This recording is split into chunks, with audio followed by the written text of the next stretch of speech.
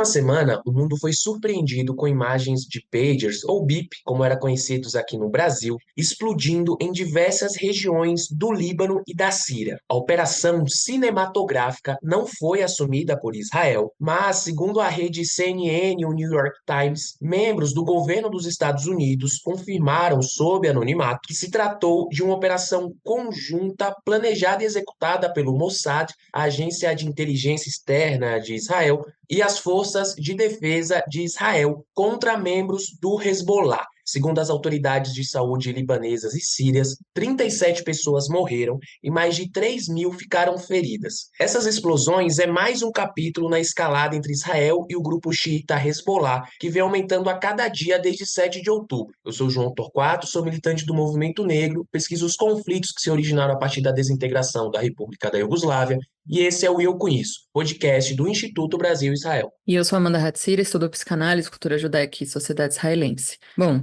na última segunda-feira, né, o dia que a gente está gravando esse podcast, né, que sai só hoje na quarta, então muita coisa também pode ter acontecido, né, nesse meio tempo, mas na última segunda-feira o Hezbollah disparou mísseis de longa distância contra Israel, chegando a cidades como Haifa e Kiryat Yam, além de assentamentos judaicos na Cisjordânia também. Bom, o que acontecerá então, né, na fronteira norte do país daqui para frente? Para conversar com a gente, né, sobre a situação entre Israel e Líbano, nós convidamos uma especialista aqui no assunto, né, a Karina Stande Calandrin, quem acompanha o Instituto Brasil-Israel a conhece bem, que é professora de Relações Internacionais no IBMEC-SP e na Uniso, pesquisadora de pós-doutorado do Instituto de Relações Internacionais da USP e doutora em Relações Internacionais pelo PPGRI Santiago Dantas, pela Unesp, Unicamp e PUC São Paulo. Ela também é assessora acadêmica do Instituto Brasil-Israel e colunista da revista Interesse Nacional, além de autora do livro Bom Dia, Líbano, sobre a Primeira Guerra entre Israel e Líbano. Karina, seja muito bem-vinda. Você já é da casa aqui, quem acompanha o podcast também já te ouviu bastante aqui, sempre traz grandes contribuições para os debates aqui no podcast. Seja muito bem-vinda, obrigada por aceitar o convite. Muito obrigada pelo convite, é um prazer retornar, né, estar aqui, né, o bom filho a casa torna. Para começar, né, a situação é tensa, né, mas queria que você contasse aí para quem está ouvindo a gente, o que está acontecendo em Israel nessa segunda-feira? Bem, né, o que nós temos de notícia até agora, como vocês já pontuaram, é que o Hezbollah estaria reagindo às explosões dos aparelhos, né, então dos pagers e dos walkie-talkies que aconteceram na última semana.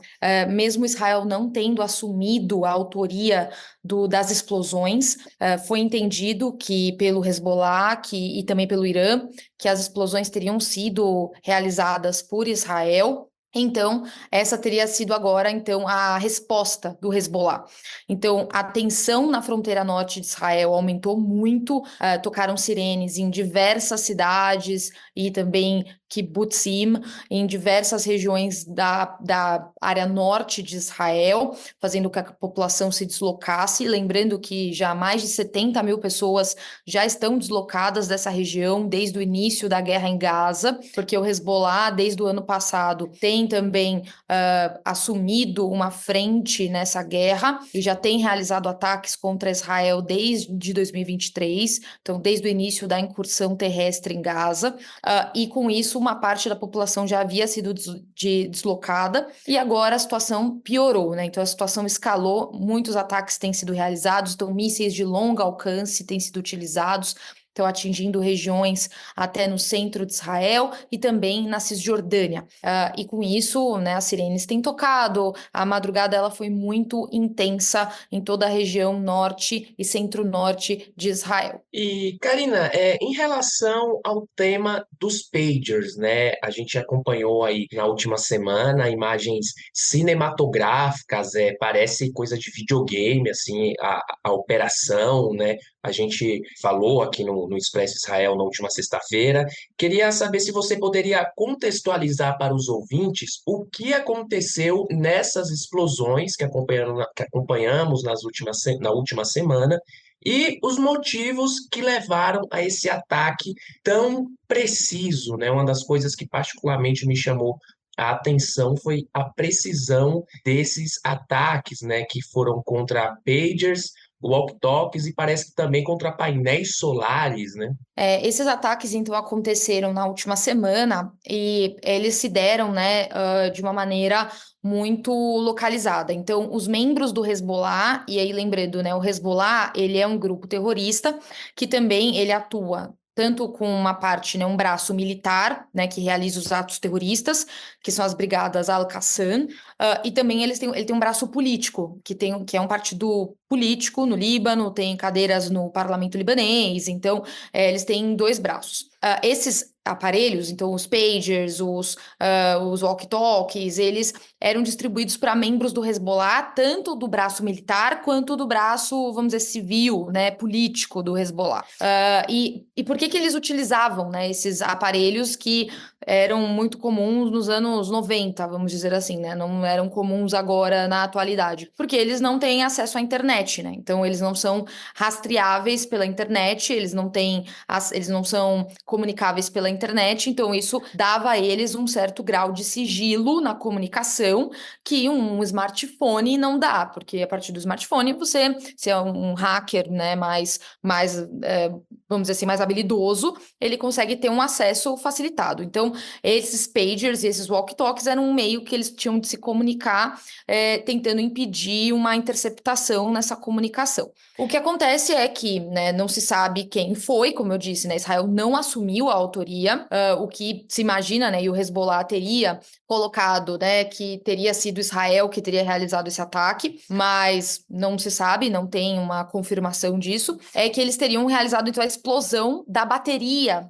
desses dispositivos, então, dos pagers e dos walkie-talkies. Aí há duas especulações, né, que eu li sobre. A primeira que teriam, né, um tipo de mecanismo já implantado nesses dispositivos que faria a bateria sobrecarregar e aí levaria uma explosão. Então, eles já estariam pré-programados para explodir e que aí teria sido a empresa que vendeu, que seria uma empresa de fachada, teria já, então, uma operação anterior, que já teria feito um estudo a partir dessa central de inteligência de Israel, que já teria feito um planejamento de que o Hezbollah iria comprar esses dispositivos.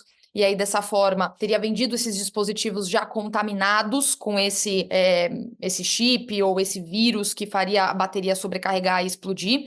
Eu não sei se vocês vão lembrar, mas teve uma época que tinha alguns celulares da Samsung que a bateria, ela era bateria de lítio, então ela também sobrecarregava e ela causava explosões, né? Então, isso pode acontecer com esses tipos de bateria. Então, teve essa especulação, mas aquilo, não tem nada confirmado de fato que foi isso que aconteceu, né? São algumas especulações dos especialistas dizendo como isso poderia ter acontecido. Mas, de fato, foi uma operação muito bem pensada, porque foram só os membros do Hezbollah que foram atingidos, porque eram eles que utilizavam esse tipo de dispositivo, e, no caso, né, levou a foram várias regiões, né, do Líbano e também na Síria, porque esses membros estavam nesses lugares, né? Então foi essa situação que aconteceu e o Hezbollah dessa maneira prometeu vingança e tem realizado agora esses ataques em resposta ao que, né, na visão deles, Israel teria feito com essas explosões. Sim, né, como o João disse, são imagens assim, tem essa dimensão que você comentou agora, né, que parece que os alvos eles são bem localizados por conta dessa estratégia, né, de atingir, especificamente evitando atingir outras pessoas, enfim, mas é bem cinematográfico mesmo.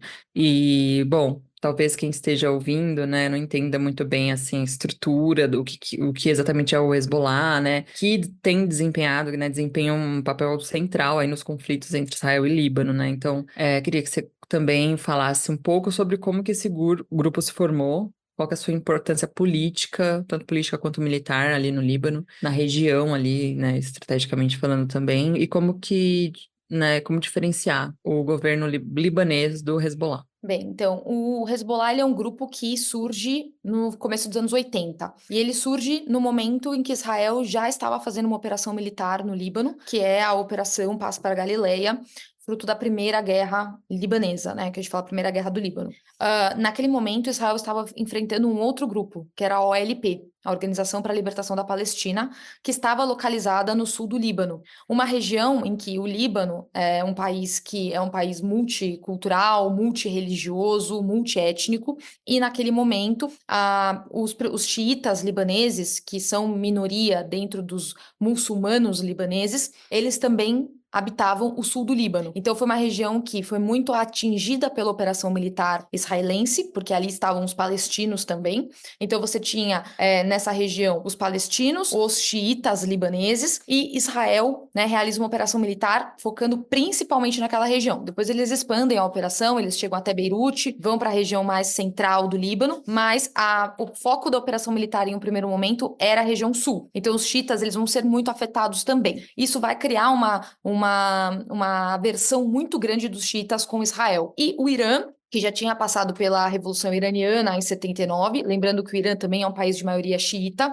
vão enviar células para o Líbano para, de fato, treinar e formar uma milícia xiita dentro do Líbano, com o objetivo de ganhar mais poder dentro do país, mais relevância, e trazer o Líbano para ser um aliado do Irã no Oriente Médio, né, como assim, o Irã liderando o mundo xiita no Oriente Médio. É assim que é formado o Hezbollah. Então, o Hezbollah ele já surge como um grupo anti-Israel, por conta da aversão dos xiitas contra Israel na invasão ao sul do Líbano, e também é um grupo muito influenciado pelo Irã, porque é o Irã que vai treinar, que vai financiar, que vai fomentar a criação do Hezbollah. E o Hezbollah vai surgir como uma milícia armada que vai realizar ataques terroristas. Posteriormente, eles vão ganhando espaço dentro da sociedade libanesa como uma representação dos xiitas dentro do Líbano. O Líbano vivia uma guerra civil, né, de 75 até 94, e com o fim da guerra civil, os grupos eles vão buscar uma representação política cada vez maior, então os muçulmanos sunitas, os cristãos e os xiitas também. E o Hezbollah vai, então, a partir daí, ver uma oportunidade de se tornar um partido político. E assim eles vão se tornar um partido político também. Então é por isso que eu falei que eles têm dois braços. Eles têm um braço armado, que é realmente um exército próprio, separado do exército libanês. Então existe o exército do Estado do Líbano e existe o exército do Hezbollah. E existe o braço político do Hezbollah, que tem parlamentares, que tem pessoas que atuam na política e que têm uma importância muito grande dentro do Líbano, fazem serviços sociais, tem hospitais que são do Hezbollah, tem escolas que são do Hezbollah, tem centros comunitários que são do Hezbollah. Então, eles também promovem um sistema de assistencialismo para populações xiitas que sempre foram marginalizadas na sociedade libanesa, né? Os sunitas sempre foram maioria e eles sempre estiveram numa posição política e econômica privilegiada na sociedade libanesa. Os xiitas sempre foram periféricos. Então, o Hezbollah ele também surge com esse papel de ser essa representação política para os xiitas e um papel também de assistência social. Então, isso deu para o Hezbollah uma relevância que é difícil desvincular o Hezbollah hoje do papel político também que ele representa. Então, é uma organização complexa. Eles são uma organização terrorista, mas eles também exercem outros papéis além do terrorismo. E essa influência na sociedade civil, né? É uma questão que é muito complexa, né? E a gente, inclusive, viu, a gente acompanhou, está acompanhando ainda, até o momento que a gente grava esse episódio aqui, os debates sobre a natureza da operação, né? Dos pagers e dos walkie-talkies, justamente pelo Hezbollah, dessa influência em áreas civis do Líbano, né? E, Karina, muito se discute, né, sobre uma entrada por terra de Israel no Líbano. No momento que gravamos esse episódio, né, mais uma vez ressaltando aqui o ouvinte, uma série de ataques de ambos os lados estão acontecendo, com Israel bombardeando principalmente o sul do Líbano e o Hezbollah disparando mísseis contra Israel, mas também contra a Cisjordânia. A gente tem acompanhado, principalmente depois da operação dos Pagers, né, uma movimentação militar muito intensa no norte de Israel. A gente viu uma declaração também do ministro de Defesa, Yoav Gallant, dizendo que a prioridade era o retorno desses mais de 70 mil israelenses que moram no norte, que são refugiados dentro do seu próprio país, para retornarem a essas casas e cidades importantes no norte de Israel. E eu queria ouvir de você, né, na sua visão, a saída militar é o único caminho possível para esse conflito, né, pensando que Israel hoje tem três frentes, né? Gaza, os Houthis e o Hezbollah no norte. Com certeza não. Com certeza não. Eu acredito que a via militar, ela deveria, neste momento, contra o Hezbollah, ser a última via, né? Então, é claro que não depende só de Israel, depende também de atores internacionais, né? A gente sabe que o Hezbollah é financiado pelo Irã, então nós sabemos que existe também o Irã por trás de tudo isso, há uma intenção que o Hezbollah entre nessa guerra por uma pressão do Irã também, né? O Irã já tinha dito que iria declarar guerra contra Israel, iria atacar Israel de uma maneira mais contundente, desde o assassinato do Haniyeh, né, um dos líderes do Hamas em território iraniano, alguns meses atrás. Então, tem toda essa discussão que nós acompanhamos, mas eu acredito que a solução de uma pressão internacional dos dois lados, tanto de Israel quanto em relação ao Hezbollah e ao Irã, para que a tensão diminua, esse é o central nesse momento, né? Porque Israel não precisa de mais uma frente de batalha, né? Já tem uma em Gaza, né? Que a guerra não acabou em Gaza. A gente tem que lembrar isso, né? Não acabou a guerra em Gaza. Então, ter mais uma frente de batalha, né? O que nós sabemos da história militar, não só de Israel, mas internacional, de todos os países do mundo, é que você não divide o fronte de batalha em dois, né? Pelo menos não de uma maneira consciente. Se você é obrigado a isso, é um outro motivo, como Israel foi atacado em Yom Kippur por duas frentes de batalha.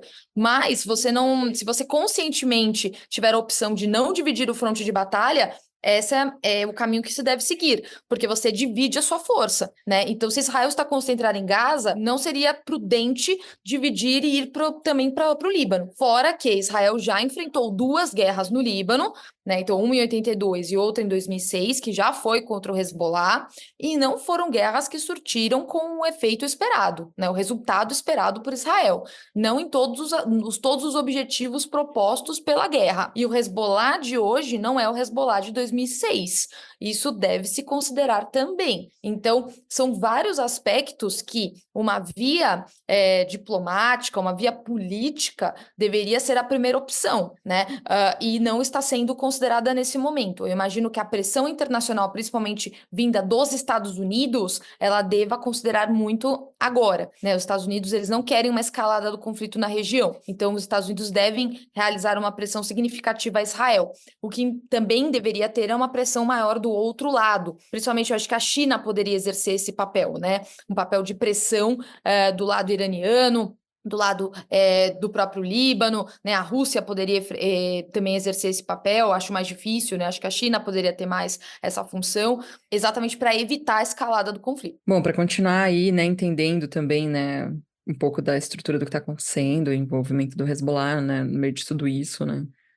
Mesmo o Hezbollah sendo um grupo xiita e o Hamas sunita, né, tem essa diferenciação, dá para dizer, né, que existe uma cooperação entre os dois, né, e ao que, no caso, né, de sim, afirmativa, essa afirmação ficou péssima. Mas no caso de sim, né, ao que podemos atribuir essa aliança, né, se tem essas diferenças, né, entre os dois grupos. Sim, exatamente, né? O Hezbollah ele é um grupo libanês xiita e o Hamas é um grupo palestino sunita, né? Então é importante, né, ressaltar essa diferença. O que os une neste momento, primeiro, é o financiamento que o Irã fornece aos dois, né? E o Irã também é xiita, então o Irã fornece esse financiamento militar, financeiro de uma maneira mais direta aos dois grupos, e um apoio político também aos dois grupos, e também o fato de que Israel é inimigo dos dois. Então, essa solidariedade que o Hezbollah dá ao Hamas é uma solidariedade pelo simples fato que o Hamas está enfrentando Israel. Não é uma solidariedade do ponto de vista ideológico dos grupos ou religioso, né? É meio que aquilo, né, Karina? O inimigo do meu inimigo é meu amigo, né? Exatamente, exatamente. Eu acredito que, né, num cenário hipotético, né, em que o objetivo dos dois seja atingido e Israel deixasse de existir, eles se enfrentariam, porque aí você teria outros objetivos que eles teriam, que não seria mais a destruição de Israel, e aí eles teriam objetivos conflitantes, o que poderia levar a um conflito entre eles. Então, dessa forma, o que os une neste momento é buscar a destruição de Israel e terem um inimigo em comum, e além disso, quem os financia, que é o Irã, também busca essa destruição de Israel, tem Israel como inimigo. Então, é isso que os une, não é uma solidariedade ao povo palestino ou uma preocupação com a causa palestina, muito pelo contrário, porque o Hezbollah não tem essa solidariedade à causa palestina em nenhum momento, pelo contrário, né? No momento eu falei da Guerra do Líbano de 82, né, a presença palestina no sul do Líbano não era algo que agradava os xiitas libaneses, pelo contrário. Não, desagradava os xiitas libaneses, porque eles viam que foi a presença palestina no sul do Líbano que causou a entrada de Israel no país.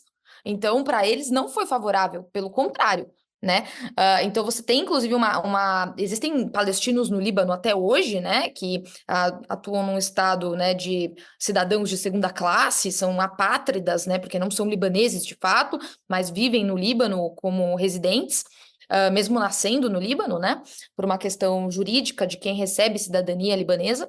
E eles têm uma relação muito difícil com os cristãos libaneses e com os xiitas libaneses. Muito difícil. Os palestinos não são aceitos por esses grupos. Então, é importante pontuar isso, que não é uma solidariedade à causa palestina pelo Hezbollah com o Hamas. Não, simplesmente temos um inimigo em comum, né? O inimigo do meu inimigo é meu amigo. Então, é nesse sentido que eles se apoiam e o Irã, por trás, os financia também visando esse ataque a Israel. É por isso que há essa aliança momentânea, né? Eu acredito que é um interesse momentâneo, visando ali um pragmatismo. E o que muitas pessoas, né, colocam, né, enfim, né, dá até difícil procurar um adjetivo de uma análise muito fácil, como se o Hezbollah fosse 100% solidário, até mesmo o Irã, né, solidário à causa palestina, né, ao que acontece em Gaza, ou até mesmo que a gente, nos últimos meses, né, na Cisjordânia, enquanto a realidade é mais interesses políticos objetivos ali do que uma própria solidariedade internacionalista com a causa palestina, né? E você escreveu um livro falando sobre a Guerra do Líbano de 1982, né? Que eu acho que é um conflito assim muito importante. Quem não leu, leia o livro da Karina. A gente vai deixar aqui na descrição no YouTube, onde e aqui nas plataformas também, onde como você pode adquirir esse livro. E eu queria que você falasse um pouco sobre quais são os erros e aprendizados que podemos tirar dessa guerra que você mencionou aqui diversas vezes, né, o conflito de 82, que inclusive origina, né, o Hezbollah. Bem, eu acredito, né, não só porque eu escrevi o livro, mas eu acredito profundamente que essa guerra, ela tem muitas lições a serem aprendidas, e infelizmente os erros se repetem, né? Eu acredito que se houvesse um estudo mais aprofundado desse conflito específico e um retorno ao estudo do que foi a Operação Paz para a Galileia, muitos erros atuais poderiam ser evitados, né, e não repetidos. Isso porque, né, quando a gente lembra a Operação Passo para a Galileia em 82, o objetivo ali central era expulsar a OLP do sul do Líbano. E ela foi a Guerra de 82, ela foi a primeira guerra irregular de Israel. Então, ela é a primeira guerra que Israel trava contra um grupo terrorista, né? A OLP, na época, era um grupo terrorista, eles vão abrir mão do terrorismo só em Oslo, né? Só nos anos 90. Então, eles eram um grupo terrorista, né? Tinham como base da carta de fundação da OLP a luta armada para a libertação do povo palestino. E se utilizavam do terrorismo. Se estabelecem no sul do Líbano depois da expulsão da Jordânia, no Setembro Negro, em 1970. Se estabelecem ali quase um para-estado, né? Então, um estado paralelo no sul do Líbano, e realizam ataques. Mais ou menos como a gente está vendo agora, eles realizavam ataques na fronteira com Israel. Então, eles lançavam bombas, lançavam mísseis, tentavam se filtrar na fronteira com Israel, realizar ataque terrorista. E Israel, então, viu ali a possibilidade de realizar uma operação militar, que seria uma operação curta, de 72 horas, com o objetivo de expulsar o LP do sul do Líbano e acabar com a ameaça terrorista para a região norte de Israel. Por isso, paz para a Galileia, né? Então, era isso. A princípio, né, se imaginava que a operação seria um sucesso, porque Israel vinha de um histórico de inúmeras guerras, guerras travadas contra exércitos muito poderosos, então a gente vinha da Guerra de Independência, da Guerra de Suez, da Guerra de 6 Dias, da Guerra de Yom Kippur, contra as maiores potências do Oriente Médio, militarmente falando, e que Israel foi vitorioso em todas as guerras, né?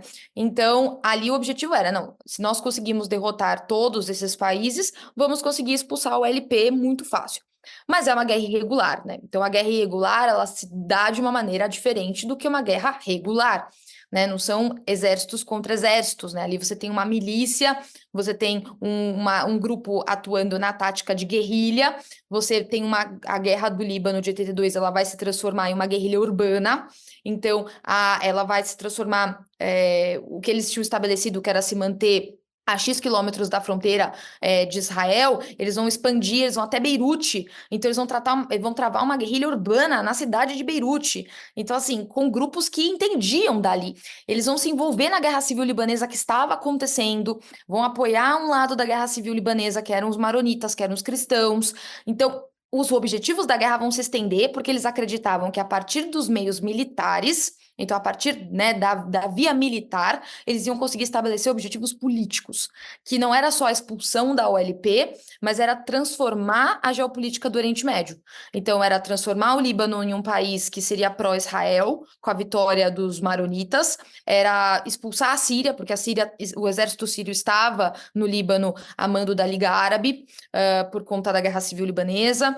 Eles estavam tentando ali forçar um cessar-fogo entre as partes, então o Israel resolveu enfrentar o exército sírio também, então teve ali uma mistura de objetivos que se estenderam muito além do objetivo inicial, que era expulsar o LP. E não houve ali uma consideração de outras alternativas, que é como a gente estava falando agora há pouco. Não houve a consideração em nenhum momento de uma alternativa diplomática, de pensar em negociar. Eu sei que muita gente que vai estar ouvindo vai falar assim, não tem como negociar com um grupo terrorista. Mas olha que interessante. Menos de 10 anos depois disso, a OLP abriu mão do terrorismo. A OLP abriu mão do terrorismo e negociou com Israel e assinou os acordos de Oslo. Muita gente vai dizer que os acordos de Oslo no final não deram certo, mas a OLP até hoje não é mais terrorista. E a Autoridade Nacional Palestina não é terrorista, eles não fazem mais ataques terroristas. Então, alguma coisa deu certo. Pode não ter dado idealmente certo os acordos de Oslo, mas alguma coisa deu certo. A OLP abriu mão do terrorismo. A partir do momento que houve uma mudança na liderança israelense e na liderança palestina também, e pensaram em negociar. Vamos negociar e vamos mudar ali a possibilidade. Isso não tem a ver só com a guerra libanesa, porque tem gente também que vai dizer, mas a OLP foi expulsa do Líbano. Sim, eles foram depois para a Tunísia. Não só por conta da invasão israelense, mas também porque os maronitas, né, porque durante toda a confusão da guerra, o presidente então do Líbano, que era maronita, o Bashir Gemayel, foi assassinado. E os maronitas acreditaram que os palestinos tinham assassinado o Bashir Gemayel, o que levou aos massacres de Sabra e Shatila, que eram 2 vilas palestinas na periferia de Beirute, que foram invadidas pelos maronitas com a anuência de Israel, então Israel sabia, né, tanto que isso foi comprovado em comissões de inquérito que foram abertas em Israel posteriormente, tanto que, né, Ariel Sharon foi condenado nessa comissão de inquérito aberta em Israel, que era o ministro da Defesa na época, e 2 massacres foram realizados. Então essas vilas, todas as pessoas foram mortas, né, pelos maronitas. Então, essa levou a um massacre. Então, a OLP também, por isso, fugiu do Líbano e foi para a Tunísia, onde permanece até os acordos de Oslo. Então, essa discussão toda tem que ser pontuada também. A guerra, no final das contas, né, depois de tudo isso, a gente tem que considerar as consequências. A OLP foi expulsa, mas quais as consequências para Israel? A gente teve a criação do Hezbollah, que vai ser uma ameaça até hoje, a gente está falando de 2024 do Hezbollah, né? 40 anos depois, né, da guerra. A gente tem que falar sobre a crise econômica que Israel entrou nos anos 80, que levou depois a ter que fazer reformas econômicas, teve uma hiperinflação em Israel. O governo caiu em 83, então o governo foi destituído, entraram numa crise política. Teve a comissão de inquérito, que levou à condenação de um ministro da Defesa, na época, o Ariel Sharon. Então, as consequências políticas, econômicas, a morte de soldados, né, tudo isso tem que ser pesado, né, na operação militar. E isso tem que ser considerado. E a construção da ameaça que o Hezbollah se tornou posteriormente, né? E que é fruto, sim, da operação israelense. Isso a gente não pode ignorar. Tudo isso não tinha como prever, eles não tinham como prever isso antes, mas considerar alternativas que não sejam a via militar, isso tem que ser considerado. E não foi considerado em 82. Isso o quê? Por uma presunção de superioridade, de uma moralidade superior à questão, de que eles tinham a superioridade militar, que eles tinham a superioridade moral, que eles tinham a superioridade, nós fomos atacados, nós temos que nos defender. Sim, né? Eu acho que há o que a gente fala no direito internacional de guerra, há o jus ad bellum, o direito ao ir à guerra, né? Mas basta isso para você optar pela via militar? Essa é algo que tem que ser questionado, considerando as consequências da operação militar, né? Então, eu acho que isso é um pouco, e que aquilo, Israel só pode falar por si, né? Ele não pode falar pelos outros. Então, eu acho que é isso que deve se considerar, e usando a operação de 82, e até mesmo a de 2006, no Líbano, eu acho que o Líbano é um duro teste para Israel, né? As operações feitas no território libanês, todas não tiveram ali consequências positivas, totalmente positivas para Israel, né? E isso tem que ser considerado caso haja uma terceira incursão. E acho que você adiciona uma camada assim, muito importante, né, para análise dessa conjuntura, são essa possibilidade de negociações que eu acho que as pessoas, quando analisam, né, acham que é muito 8 ou 80, ou dá certo ou dá errado, né? Não vê essas nuances que você trouxe, que são muito relevantes, né? E que, enfim, reverberam, assim, décadas depois, como a gente está vendo agora, você comentou. E falando ainda sobre negociações, né, de paz ou resoluções diplomáticas também, principalmente agora entre Israel e Líbano, né? Como está esse contexto, né, para essas negociações como possibilidades, né, especialmente considerando aí a presença e a influência do Hezbollah? Então, sempre importante lembrar, né, que Israel e Líbano não têm relações formais, né, então eles não se reconhecem, né, enquanto países. O Líbano declarou guerra a Israel uma vez, que foi na Guerra de Independência de Israel. Posteriormente, quando a gente fala das guerras do Líbano, elas não foram guerras contra o Líbano, né, então sempre como em 82 foi contra a OLP, em 2006 foi contra o Hezbollah. Então, não foram guerras contra o Estado libanês, apesar das sequelas que isso deixou para o Estado libanês e que não deixa os libaneses felizes, tá? Então, as sequelas da invasão de 82, ainda mais durante uma guerra civil, né? Porque aquilo, o país está passando por uma guerra civil. E aí você adiciona camadas na guerra civil, né? Que é a presença da OLP. Por isso que eu digo, né? Que a presença dos palestinos até hoje no Líbano não é algo bem visto, não é algo que os palestinos não são aceitos no Líbano, não só pela questão jurídica deles não terem cidadania, né, mas também pelo aspecto de eles terem estado no Líbano causou a invasão israelense e isso piorou a situação na guerra civil deles, né? Então isso é uma sequela que a sociedade sente. Então há uma mágoa em relação a Israel, há uma mágoa em relação aos palestinos, há uma mágoa em relação à Síria. Então tudo isso para o Líbano não é fácil, né? Para os libaneses de uma maneira geral isso não é fácil. E a maior parte dos libaneses, né, falando da população em geral, também não gosta do Hezbollah. Mas o Hezbollah se estabeleceu como uma força política importante. Então é difícil destituir o Hezbollah. Primeiro porque ele representa uma parcela da população que são os xiitas, que agora não vão deixar de ter uma representação porque parte da população não quer que eles tenham. Segundo que, como eu falei, o Hezbollah ele também promove assistencialismo, ele promove serviços sociais, ele tem uma vertente que não é só a vertente terrorista, né? Então, como eu falei, tem camadas, é mais complexo do que só um grupo terrorista tradicional como a gente imagina, sei lá, a Al-Qaeda, né? Então, é um grupo que também tem o braço político, também é regularizado dentro do Estado libanês, também é assistencialista, então tem tudo isso. Mas parte da população libanesa, a maioria, posso dizer, não gosta do Hezbollah. Então, e aí vem o Hezbollah como um problema também, que atrai mais problema para o Líbano, né? E que acaba tensionando internacionalmente com Israel, com os Estados Unidos, com outros atores internacionais. Então, é toda uma situação muito complicada ali, pensar nesse papel do Hezbollah internamente. E com isso, a possibilidade de uma guerra agora, uma incursão terrestre no Líbano, uma terceira guerra do Líbano, que a gente chame assim, eu não vejo consequências positivas para ninguém. Primeiro porque eu acho muito difícil que o Hezbollah deixe de existir, da mesma forma que a gente fala que é quase impossível pensar no fim do Hamas, que é muito mais fraco que o Hezbollah, gente.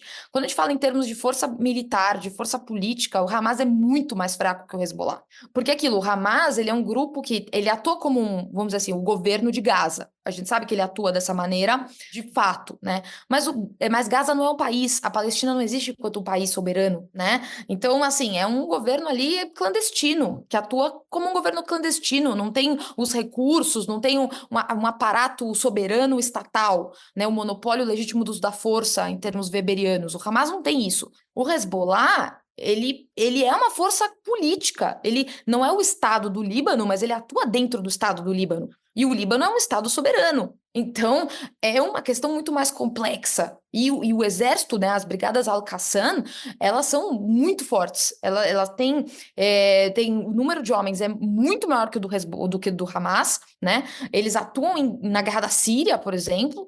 Então, assim, eles têm uma força militar muito maior. E, assim, pensa que a entrada de armamento em Gaza é super restrita, né? E mesmo assim entra. A entrada de armamento no Líbano não é.